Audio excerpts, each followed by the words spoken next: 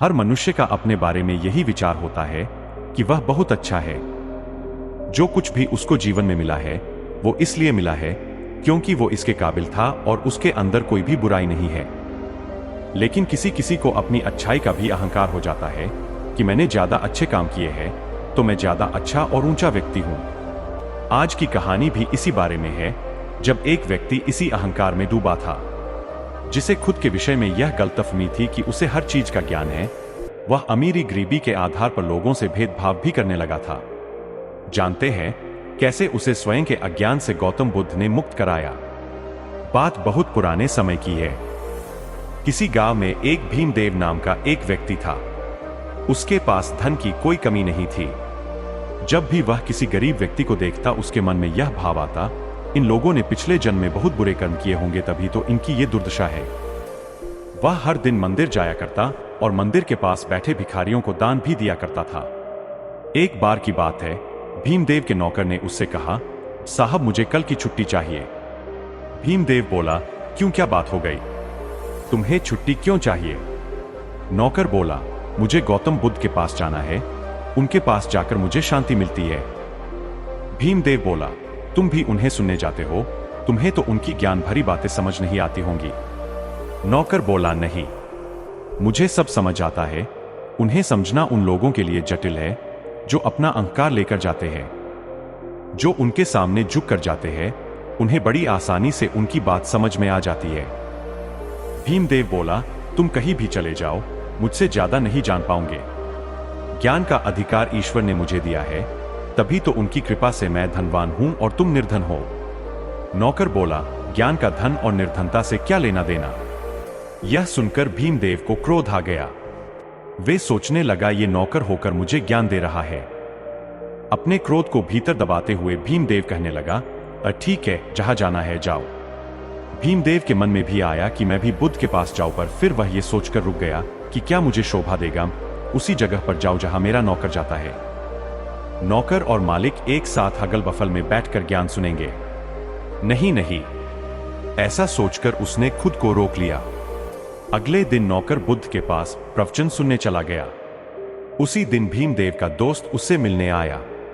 उसने भीमदेव से कहा, मैं बुद्ध के वचन सुनने जा रहा हूं, तुम भी साथ चलो। भीमदेव ने मना कर दिया, पर दोस्त के बहुत जोर देने पर उसे जाना पड़ा।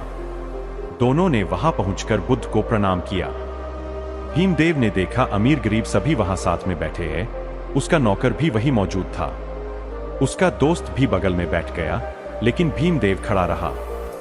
बुद्ध भीमदेव से बोले, तुम खड़े क्यों हो? बैठ जाओ।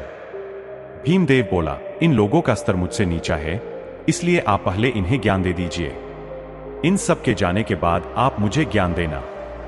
बुद्ध बोले, ठीक है, लेकिन पहले तुम हमें बताओ कि तुम्हारा स्तर कितना और कैसे ऊंचा है। भीमदेव बोला, मेरा स्तर इन लोगों के स्तर से ऊंचा है, क्योंकि यहां बैठे जितने भी अमीर या गरीब लोग हैं, मेरे धन के आगे सब गरीब ही है। मैं इनसे ज्यादा धार्मिक हूं और दान भी करता हूं। बुद्ध मुस्कुराकर भीमदेव की बात सुन रहे थे और समझ चुके थे कि यह अहंकार के सागर में डूबा हुआ व्यक्ति है। इसके बाद बुद्ध ने कहा, ठीक है, तुम 1 माह तक रोजाना मैं तुम्हारे लिए अपने जैसा आसन लगवा दूंगा, अब तो तुम्हें कोई आपत्ति नहीं। बुद्ध के सारे शिष्य और बैठे हुए सारे लोगों ने कुछ नहीं कहा, क्योंकि वह समझ चुके थे बुद्ध भीमदेव को कुछ समझना ही चाहते होंगे। बुद्ध के बगल में भीमदेव का आसन लगवाया गया, जिसके बाद भीमदेव रोज बुद्ध के पास आने लगा। एक दिन सभी लोग रोज की तरह बुद्ध के पास प्रवचन सुनने आ गए। भीमदेव और उसका नौकर भी वहां उपस्थित थे। उस दिन बुद्ध ने सभी लोगों को कहीं चलने को कहा। बुद्ध के साथ साथ सभी लोग पैदल पैदल चलने लगे। चलते चलते दोपहर हो गई और वे सब थक गए। रास्ते में दूर दूर तक कोई भी इंसान, घर, तालाब कुछ भी नहीं दिखाई दे रहा था। सभी लोगों को बहुत प्यास लग रही थी और यह परेशानी सबके चेहरे से साफ पता चल रही थी। सभी लोगों ने बुद्ध की तरफ देखा। महात्मा बुद्ध मुस्कुराते हुए आगे बढ़ते जा रहे थे और उनको देखकर लग नहीं रहा था कि वे बाकी सब लोगों की तरह थक गए हैं। बहुत दूर चलने के बाद उन सबको एक पेड़ दिखाई दिया। पेड़ के पास में एक कुआं था जहां एक आदमी पानी भर रहा था। बुद्ध कुएं की ओर चल पड़े, बाकी सब भी बुद्ध के पीछे पीछे चलते गए। बुद्ध कुएं के पास जाकर उस आदमी से बोले, सुनो भाई, मेरे शिष्यों को प्यास लगी है, क्या आप मेरे शिष्यों की प्यास बुझा सकते हैं? उस आदमी ने बुद्ध से कहा, जी जरूर।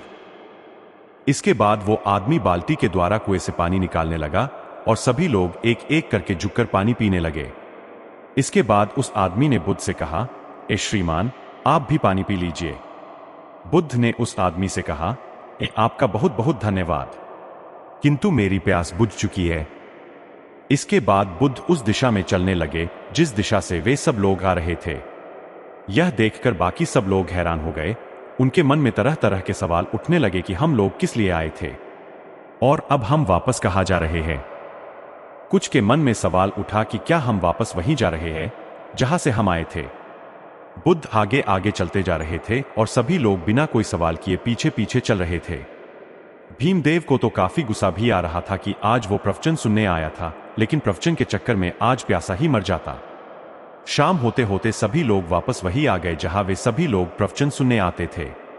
सभी लोग कुछ हैरान थे, लेकिन सिर्फ भीमदेव था जो गुस्से में था। वहां पहुंचते ही भीमदेव महात्मा बुद्ध से बोला कि अगर कहीं जाना ही नहीं था तो क्यों पूरे दिन चलवाते रहे?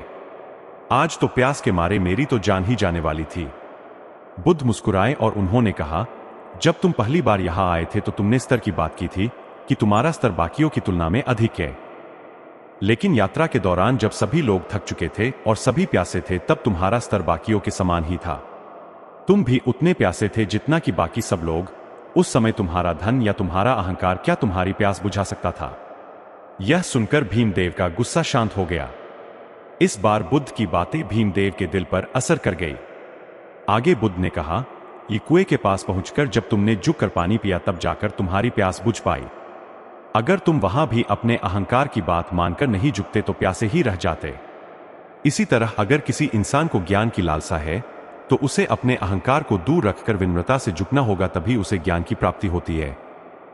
भीमदेव के मन का मैल धीरे धीरे कटने लगा, वह हल्का महसूस करने लगा। बुद्ध ने कहा, जीवन में ज्ञान की प्राप्ति तब होती है जब वह अपने अहंकार को त्याग दे। उसे अमीर गरीब ऊंचे नीचे से कोई फर्क ना पड़े। वह हर मनुष्य को ऐसे देखें जैसे वह स्वयं को देखता है। जब मनुष्य को सचमुच ज्ञान होता है तब वह समय की धारा से आगे निकल जाता है, उसे समय का भान ही नहीं होता। भीमदेव को ऐसे लगा कि जैसे यह बातें उसी के लिए है और वह सच में कुछ समझने लगा है। उसने अपना आसन छोड़ दिया और बुद्ध के चरणों में गिर गया और रोने लगा। बुद्ध ने कहा, रे क्या हुआ, तुम रो क्यों रहे हो? भीमदेव ने कहा, सब सच ही कहते हैं, आप ज्ञान के भंडार हैं।